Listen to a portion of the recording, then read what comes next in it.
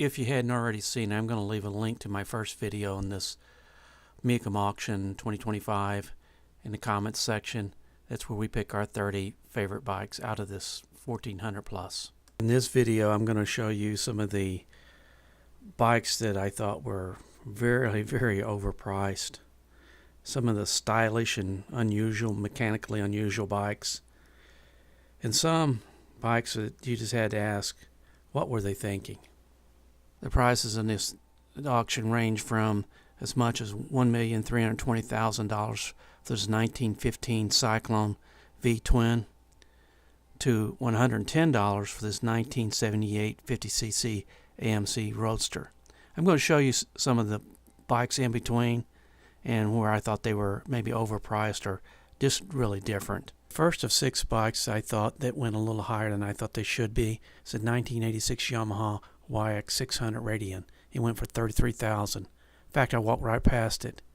This is what it looks like. I just don't understand. The second bike drew my attention was this 1989 Honda XL 600 Transalp. Sold for $27,500. It's a nice looking bike. It is a good example, but $27,500 seemed a little high to me. Next two are just small displacement off-road bikes. This is a Baja 100, sold for $16,500. It's a lovely looking bike, but it had to mean something to somebody to spend that much money. There are always a ton of small Hondas here. This XR75 didn't look that special to me, but somebody wanted to pay $12,100 for it, so I guess he thought it was pretty special. The next two bikes belong to somebody famous. This GS is 2004 GS, sold for $88,000. It belonged to the legendary drummer from Rush, I guess. Got a pair of drumsticks with it also. Last one, $88,000 for a BMW and a pair of drumsticks. This one I more understand. It's $47,300 for a KX380, belonged to a world champion. That I could almost buy. I'm going to take a quick pause here to reflect on something I did see here that I haven't seen before. It was these Kawasaki 750 Z2s. They're primarily in the, I think, Japanese market. One showed up last year and got a lot of bids on it.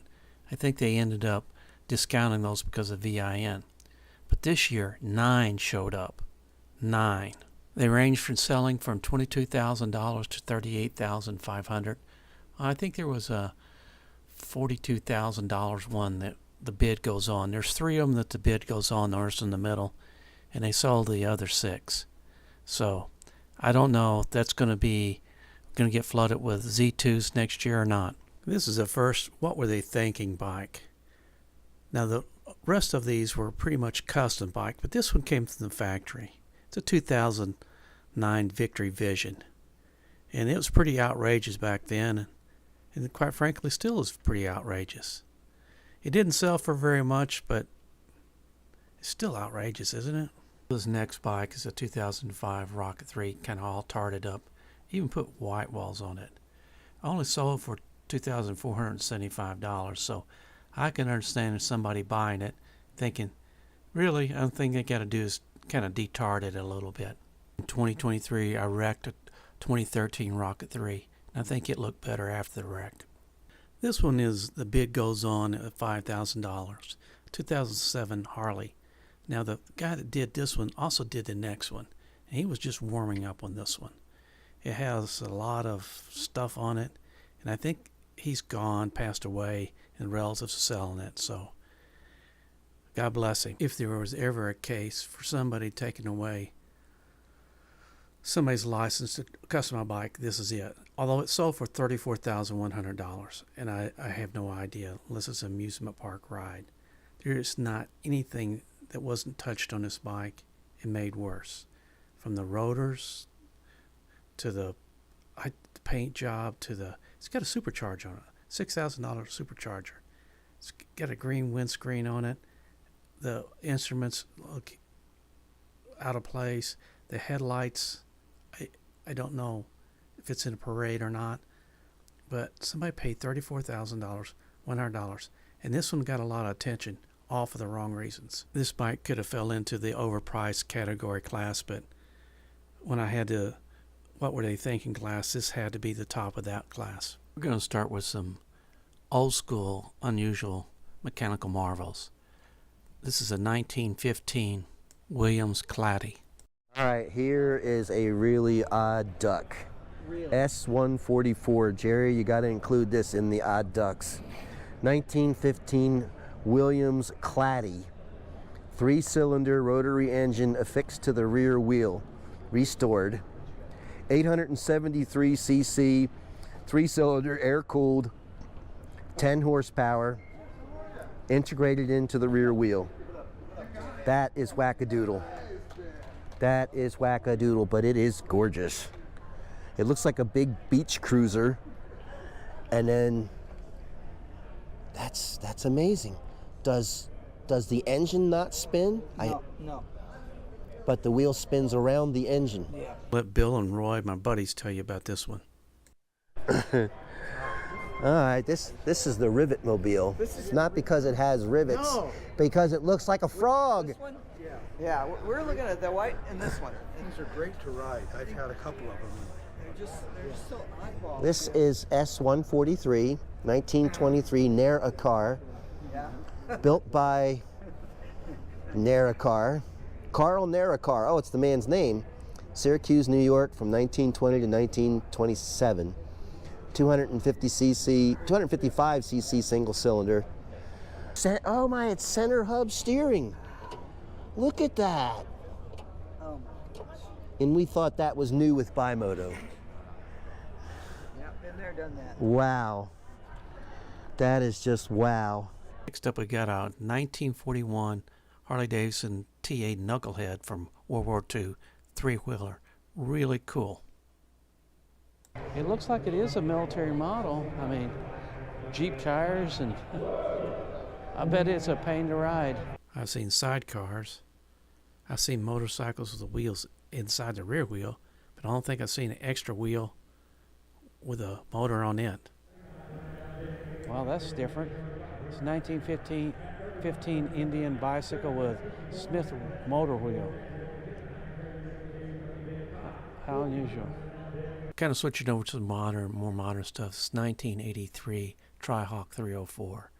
I think there's only like 90-something of these ever made. I don't have a lot on this, but I thought it was pretty unusual. I was a little shocked when I came across this baby, and it sold for $18,700. What in the Sam Hill is this thing? But ladies and gentlemen, what would you say this is? That is 2 Triumph engines in this. It's a 1962 Triumph double engine T120.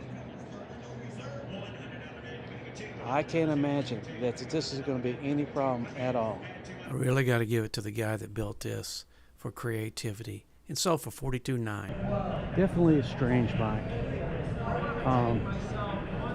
F381 2006 Boss Hog Bel Air trike, and it really it's named for being a Bel Air trike. You can see the V8 motor in it, CB radio, regular radio, but it gets it from the Bel Air Chevrolet Bel Air rear end. Well, I almost put this one in another category, but enough people liked it, and it sold for $44,000. Okay, where can I start with this one? It's a Rolex Custom T216, based off of a 2006 Harley-Davidson Road King. A little too flash for me. Well, I've never seen a political bike before this. I'm going to let Mr. Bill tell you about that since he's our Trump man. Okay, so this just caught my eye. This is a Trump special. Number 47. That's awesome. Got the Rambo style Trump face there on the tank. Seal of the President of the United States. 2025. Yeah, that's pretty cool. One of my subscribers asked me about this make and model of bike, and this is about as close as I get to it, so that's for him. Conclude with the last bike, the one I thought was a pretty good value at $1,375, a 1974 Suzuki 500. Pretty sweet.